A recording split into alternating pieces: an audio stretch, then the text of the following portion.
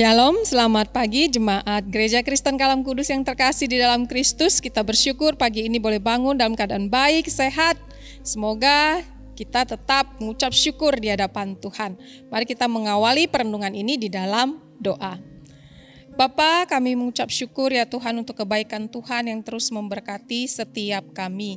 Pagi ini kami akan merenungkan kebenaran firman Tuhan, penuhi hati kami dengan kuasa Roh-Mu, supaya kami boleh terus diperlengkapi untuk menjadi anak-anak Tuhan yang menyenangkan hati Tuhan sepanjang hidup kami di hari ini. Di dalam nama Tuhan Yesus kami berdoa, kami mengucap syukur. Amin. Ya jemaat yang terkasih, pagi ini saya memberikan perenungan untuk tema kita adalah belajar dari kegagalan. Diambil dari Mazmur pasal yang ke-37 ayat yang ke-23 sampai ayat yang ke-24 yang berkata demikian. Tuhan menetapkan langkah-langkah orang yang hidupnya berkenan kepadanya. Apabila ia jatuh, tidaklah sampai tergeletak, sebab Tuhan menopang tangannya. Sampai demikian kebenaran firman Tuhan. Ya jemaat yang terkasih, belakangan saya suka membaca tokoh-tokoh dunia yang terkenal. Mereka berjuang keras untuk menggapai apa yang mereka cita-citakan, apa yang mereka harapkan. Tetapi di tengah perjalanan itu mereka mengalami proses jatuh bangun, bahkan mereka mengalami kegagalan demi kegagalan. Dan salah satu contoh tokoh yang saya baca itu adalah Thomas Edison. Thomas Edison ternyata mengalami lebih dari 10.000 kali kegagalan sebelum dia menemukan bohlam listrik yang sampai saat ini bisa kita pergunakan. Kemudian salah satu presiden Amerika Serikat yang bernama Abraham Lincoln, ternyata sebelum dia duduk di Gedung Putih, ternyata dia juga mengalami berbagai macam kegagalan, mengalami proses jatuh bangun sampai dia duduk menjadi seorang presiden Amerika Serikat. Di antara kegagalan itu adalah ketika dia ternyata pernah mengalami kehilangan pekerjaan. Bahkan dia kalah dalam pemilihan ketua parlemen. 2 kali juga mengalami kegagalan dalam pemilihan Senat atau Majelis Tinggi Amerika Serikat di tahun 1856. Dan bahkan dia di tahun 1856 ini dia kalah dalam nominasi pemilihan wakil presiden Amerika Serikat. Sampai pada akhirnya di tahun 1860 Abraham Lincoln akhirnya menjadi presiden Amerika Serikat. Jemaat yang terkasih, di tengah kegagalan 2 tokoh yang saya ceritakan ini, ternyata mereka tidak begitu saja menyerah ketika mereka gagal dalam hidup mereka. Mereka mampu bangkit dan menggapai apa yang mereka cita-citakan. Tentu mereka bisa bangkit karena apa? Karena ada tangan Tuhan yang menopang mereka. Tuhan menetapkan langkah-langkah hidup mereka. Seperti Thomas Edison dan Abraham Lincoln. Jemaat yang terkasih, kalau kita membaca kisah di dalam Mazmur pasal 37 ayat yang ke-23 sampai 24 ini, Daud juga adalah orang yang pernah mengalami kegagalan di dalam hidupnya.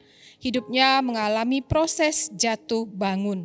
Tetapi seperti janji Tuhan di dalam kebenaran firman Tuhan ini, Tuhan tidak membiarkan umat pilihannya itu jatuh sampai tergeletak dan tidak bisa bangkit kembali.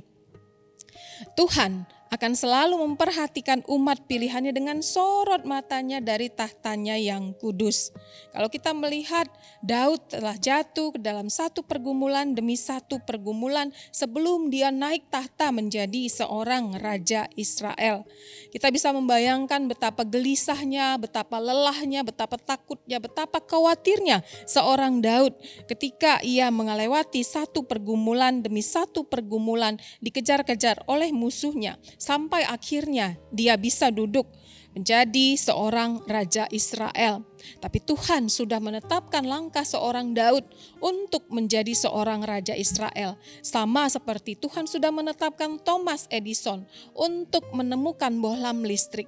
Sama seperti Tuhan sudah menetapkan seorang Abraham Lincoln untuk menjadi salah satu presiden Amerika Serikat. Nah jemaat yang terkasih, kita pun saat ini memiliki berbagai macam latar belakang kehidupan yang mungkin mengalami jatuh bangun, mengalami kegagalan demi kegagalan. Tetapi ingatlah sebagai umat pilihan Tuhan, umat yang dikasihi Tuhan. Ketika kita mengalami jatuh, kita mengalami apa yang disebut dengan kesesakan, penderitaan, penganiayaan, dikejar-kejar oleh musuh.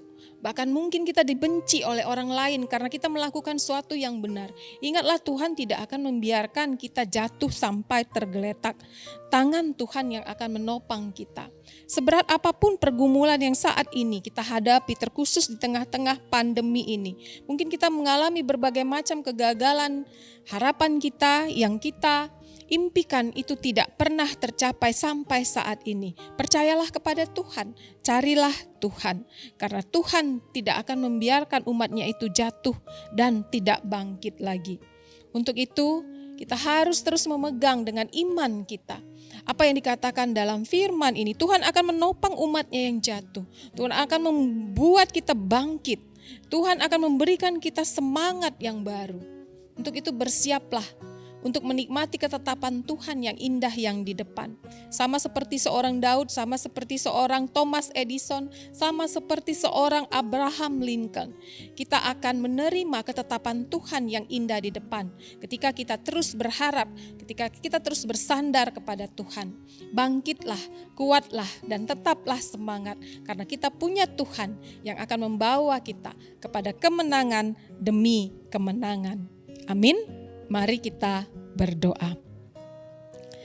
Bapa di sorga, kami mengucap syukur ya Tuhan kalau kami saat ini diberikan semangat yang baru, motivasi yang baru ya Tuhan ketika kami boleh mendengar tokoh-tokoh dunia, bahkan terkhusus Daud ya Tuhan.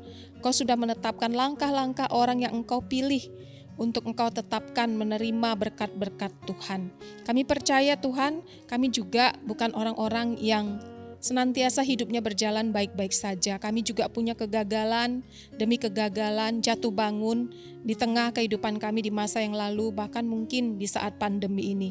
Tapi kami percaya Tuhan tidak membiarkan kami jatuh sampai tergeletak, tetapi Tuhan akan membawa kami bangkit. Tuhan akan menopang kami. Itulah janji yang akan terus kami pegang. Untuk itu Tuhan berikan jemaat Tuhan semangat, kekuatan, sukacita, tetap berharap menanti-nantikan karya Tuhan di dalam kehidupan kami. Karena kami percaya ketetapan Tuhan itu indah di dalam hidup kami ke depannya.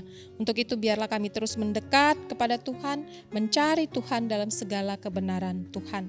Kami percaya sorot mata Tuhan dari tempat yang maha kudus akan membawa setiap kami ya Tuhan, untuk kami boleh terus memandang kepada Engkau, karena Tuhan terus memperhatikan kami. Terima kasih ya Bapa, berkatilah aktivitas kami sepanjang hari ini. Di dalam nama Tuhan Yesus kami berdoa, kami mengucap syukur. Amin.